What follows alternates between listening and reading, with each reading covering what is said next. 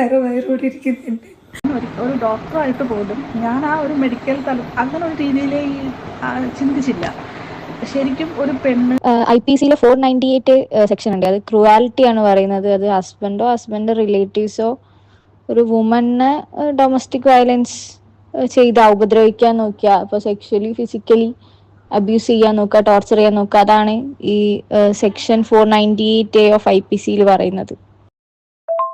Section 315 of IPC ഉണ്ട്. അതെന്ന് വെച്ചാൽ അൺബോൺ ചൈൽഡിന് അഗെയിൻസ്റ്റ് ആയിട്ട് എന്തെങ്കിലും ഒരു ഹാംഫുൾ ആക്ട് ചെയ്യുക, അതിൻ്റെ പണിഷ്മെന്റ് വരുന്നത് 10 years ആണ് പണിഷ്മെന്റ് വരുന്നത്. ലൈക്ക് വൂമ്പിലുള്ള ഒരു കുട്ടീനെ എന്തെങ്കിലും ഉപദ്രവിക്കാൻ നോക്കുക. തരവയറോടിരിക്കുന്നുണ്ട്. ഇനി ഒരു 5 ദിവസം പോലും ഇല്ല. എനിക്ക് വയ്യ നിന്നെ ഇവിടെ എടുത്തിട്ട് അടിക്കുന്നതാണ്. കുറെ പ്രവീണും വൈഫും 4 days ബിഫോർ ഡെലിവറിനോ അങ്ങനെ എന്തോ പറഞ്ഞിട്ട് പോസ്റ്റ് ചെയ്തിരിക്കുക. അപ്പോൾ നമ്മൾ ഇന്ന് അവർ അൺമാസ്കിങ് വീഡിയോയിൽ അവർ പറയുന്നത്, ആ ലേഡി പറയുന്നത്, എനിക്ക് എൻ്റെ അടിവയറ്റിൽ ചവിട്ട് കിട്ടി, 5 ദിവസം കൂടെ കഴിഞ്ഞാൽ എൻ്റെ ഡ്യൂ ഡേറ്റ് എന്നാണ്. ഇത്രത്തോളം ഒരു മാനസിക സമ്മർദ്ദവും ഫിസിക്കലായാലും മെൻ്റലായാലും ഇത്രയും ഒരു അസോൾട്ട് നടന്നിട്ട് അതിൻ്റെ അടുത്ത ദിവസം അവർക്ക് ഇങ്ങനെ ഒരു റീൽസ് ചെയ്യാം. ശരിക്കും നമ്മുടെ ആ വീഡിയോ ഉണ്ട്. അപ്പോൾ അത് അൺമാസ്കിങ് വീഡിയോ ഞാൻ കാണുമ്പോൾ ഞാൻ ഒരു ഡോക്ടറായിട്ട് പോലും ഞാൻ ആ ഒരു മെഡിക്കൽ തലം അങ്ങനെ ഒരു രീതിയിലേ ചിന്തിച്ചില്ല.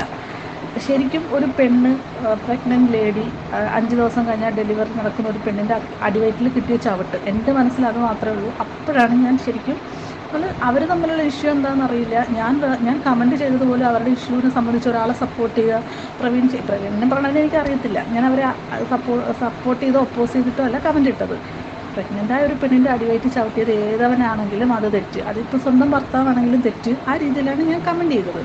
ഞാൻ ഈ മെസ്സേജ് അയക്കാനുള്ള കാര്യം, വനിതാ കമ്മീഷനിൽ ജോലി ചെയ്യുന്നൊരു ചേച്ചിയുണ്ട്, അഡ്വക്കേറ്റ്. അപ്പോൾ ചേച്ചീനെ ഞാനിങ്ങനെ മെസ്സേജ് അയച്ചിട്ടുണ്ടായിരുന്നു. അപ്പോൾ ചേച്ചി എന്നെ ഇപ്പോൾ വിളിച്ചു. അവർ അങ്ങനത്തെ കേസുകൾ ഡെയിലി കൈകാര്യം ചെയ്യുന്നതുകൊണ്ടാണ് ചേച്ചി പറഞ്ഞത് ഈ വീഡിയോ 60% ഫേക്ക് ആവാൻ സാധ്യതയുണ്ടെന്ന്. അതായത് നമ്മൾ പെണ്ണെന്ന് പറയുമ്പോൾ ഒരു സിമ്പതി ഉണ്ട്. അപ്പം ഡെലിവറി ഡേറ്റ് അടുത്തിരുന്ന പ്രഗ്നൻ്റ് ആയിരിക്കുന്ന ഒരു പെണ്ണാകുമ്പോൾ കുറച്ചും കൂടെ സെൻസിറ്റീവ് ഇഷ്യൂ അത് ഒന്ന് ഹൈലൈറ്റ് ചെയ്ത് നിൽക്കാൻ സാധ്യതയുണ്ട്. കാരണം അതിനകത്ത് വേറെ തെളിവുകളോ കാര്യങ്ങളോ പറയുന്നതല്ല ഉള്ളൂ. അപ്പം അവർ തമ്മിൽ അടിക്കുന്നതൊന്നും കാണിച്ചിട്ടില്ല. ഹസ്ബൻഡിൻ്റെ ദേഹത്തെ ചതവുകളും കാര്യങ്ങളും കാണുന്നുള്ളൂ. പിന്നെ അവർ പറയുന്നത് അടിവയറ്റിൽ ചവിട്ട് കിട്ടിയിട്ടുണ്ട്. ഞാൻ ആ സമയത്ത് അങ്ങനെയൊന്നും ആലോചിച്ചില്ല കേട്ടോ. ഇപ്പോൾ ജസ്റ്റ് ചേച്ചി പറഞ്ഞതുകൊണ്ട് പറയുക. അപ്പോൾ അങ്ങനെയാണെന്നുണ്ടെങ്കിൽ ഡെലിവറി അടുത്തിരുന്ന ഒരു പെണ്ണിൻ്റെ അടിവയറ്റിൽ ചവിട്ട് കിട്ടുക എന്ന് വെച്ച് കഴിഞ്ഞാൽ ഫിസിക്കലി അല്ലെങ്കിൽ ഇൻറ്റേർണലി എന്തെങ്കിലും ഒരു ഡാമേജ് വരണം. ഒന്നുമില്ലെങ്കിലും ബ്ലീഡിങ്ങോ അല്ലെങ്കിൽ ഫ്ലൂയിഡ് ലീക്കാവോ അല്ലെങ്കിൽ കുഞ്ഞിന് എന്തെങ്കിലും അബ്നോർമാലിറ്റീസ് ചെറുതായിട്ടെങ്കിലും വരികയോ ചെയ്യണം. അപ്പോൾ ഒരു ഡെലിവറി ടൈമിൽ അത് ഡോക്ടർ മെൻഷൻ ചെയ്യണം. അപ്പോൾ അങ്ങനെ ചെയ്തിട്ടുണ്ടോ എന്ന് നമുക്കറിയത്തില്ല. അവർ വക്കീലന്മാരായതുകൊണ്ടായിരിക്കും തെളിവുകൾക്കാണല്ലോ അവർ പ്രാധാന്യം കൊടുക്കുന്നത്. അങ്ങനത്തെ കാര്യങ്ങളൊന്നും അവർ എവിടെയും പറയുന്നില്ല. അവർ 5 ദിവസം മുന്നേ ഉള്ളൊരു ഇഷ്യൂ മാത്രമാണ് പറയുന്നത്. അതൊക്കെ കേട്ടപ്പോൾ ഞാൻ ആലോചിച്ചതാണ്, 5 ദിവസം മുന്നേ ഇങ്ങനൊരു ഇഷ്യൂ നടന്നാൽ അടുത്ത ദിവസം, അതായത് ഡെലിവറിക്ക് 4 ദിവസം മുന്നേ അവർക്ക് ഇങ്ങനെ ഒരു റീൽ ചെയ്യാൻ പറ്റുമെന്ന് എനിക്ക് തോന്നുന്നില്ല. എനിക്കറിയത്തില്ല, എന്താ അഭിപ്രായം പറയണമെന്ന് ഇപ്പോൾ അറിയത്തില്ല.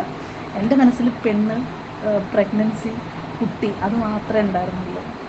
എനിക്ക് ഈ ഒരു വിഷയത്തെ പറ്റി സംസാരിക്കാനോ അതാക്കാനോ ഒരു താല്പര്യമില്ല. ഇതിനെ പറ്റിയിട്ട് എന്റെ വീഡിയോന്റെ അടിയിൽ നിങ്ങൾ ആരും കമന്റ്സ് ഇടാതിരുന്നാൽ മതി. എനിക്ക് ഞാനുമായിട്ട് ബന്ധപ്പെടാത്ത കാര്യത്തിനെ പറ്റി എന്തിനാണ് എന്റെ വീഡിയോസിന്റെ അടിയിൽ കമന്റ്സ് ചെയ്യുന്നത്? അതുപോലെ എന്തിനാണ് എനിക്ക് മെസ്സേജ് അയക്കുന്നത്? അതിന് ആവശ്യമില്ലല്ലോ. അതെ, ഞങ്ങളെ ഫോട്ടോ വെച്ചിട്ട് എന്തിനാണ് തമ്പലൈൻ ഇടുന്നത്? അതിന്റെ ആവശ്യം എന്താ ഉള്ളത്? അതിനാവശ്യം എന്താ? കമന്റ്സിനകത്ത് പറയാണ് നിങ്ങൾ കണ്ടോ അവര് മറ്റേ ഉടായ്പ കാണിക്കാണെന്ന് കണ്ടോ? അങ്ങോട്ട് പറയാണ്, വെറുതെ ഇരുന്നിട്ട് അവിടെ ഇവിടെ ഇരുന്നിട്ട് പറയാണ്. അവൻ ചാനൽ റീച്ച് ആക്കാൻ വേണ്ടി വീഡിയോസ് ഇടുകയാണ്, അവൻ ചാനൽ ഇതാക്കാൻ വേണ്ടി ഇടുകയാണ്, അച്ഛനും അമ്മയും മക്കളും പാടത്ത് കാണിക്കുകയാണ്. എന്തിനാ അങ്ങനെയൊക്കെ പറയും നിങ്ങള്? എന്തിനാ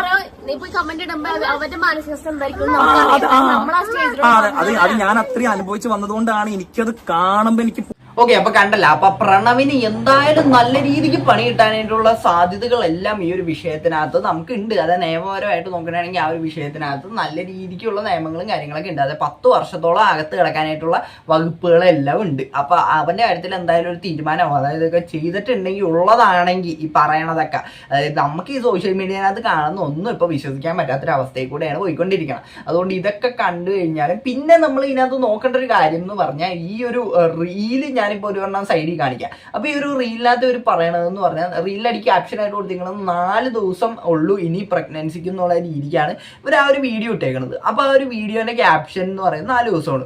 അതേപോലെ തന്നെ നമ്മൾ നോക്കുകയാണെങ്കിൽ മറ്റേ ഒരു ഇവരുടെ കരഞ്ഞുകൊണ്ടൊരു വീഡിയോ, അതായത് ഞങ്ങൾ അടിച്ചു എന്നൊക്കെ പറഞ്ഞിട്ട് ഒരു വീഡിയോ ഇട്ടിട്ടുണ്ടായില്ലേ. അപ്പോൾ ആ ഒരു വീഡിയോനകത്ത് ഇവർ പറയണതെന്ന് പറഞ്ഞ് ഇനി 5 ദിവസം കൂടെ ഉള്ളൂ നമ്മുടെ പ്രഗ്നൻസിക്ക് എന്നുള്ള രീതിക്കാണ് അവർ ആ ഒരു വീഡിയോനകത്ത് പറയുന്നത്. അപ്പോൾ ആ ഒരു വീഡിയോ, അതായത് ഇവർ അത്രയും വിഷയങ്ങളൊക്കെ കഴിഞ്ഞിട്ടാണ് അവർ ഇപ്പോൾ ഈ റീൽ എടുത്തേക്കുന്നത്.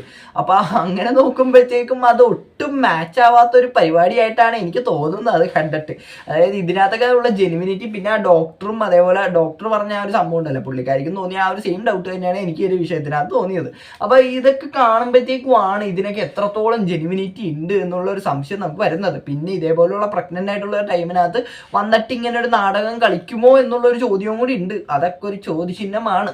പിന്നെ അതേപോലെ തന്നെ ഇപ്പം നമ്മൾ നോക്കുകയാണെങ്കിൽ ഇപ്പം ആ ഒരു വീഡിയോ നിലവിൽ പ്രവീൺ പ്രണവ് എന്ന് പറഞ്ഞ ചാനലിൽ നിന്ന് ആ ഒരു വീഡിയോ നിലവിൽ റിമൂവ് ആയിട്ടുണ്ട്. അപ്പോൾ ഒരു റിമൂവ് ആയേക്കണ ഒരു കേസ് എന്ന് പറഞ്ഞാൽ ഇവർ പറയണമെന്ന് പറഞ്ഞാൽ ഇനി ഇപ്പം എന്തായാലും ഇത്രയും വിഷയമായി, ഇനി ഒന്നും കൂടെ കോംപ്ലിക്കേറ്റഡ് ആക്കണ്ട, ഞങ്ങളുടെ ഫാമിലി ആയിട്ടുള്ള റിലേഷനും കാര്യങ്ങളൊക്കെ പ്രശ്നത്തിലാവും എന്ന് പറഞ്ഞിട്ടാണ് ഇവർ ആ ഒരു വീഡിയോ റിമൂവ് ചെയ്ത് കളഞ്ഞേക്കുന്നത്.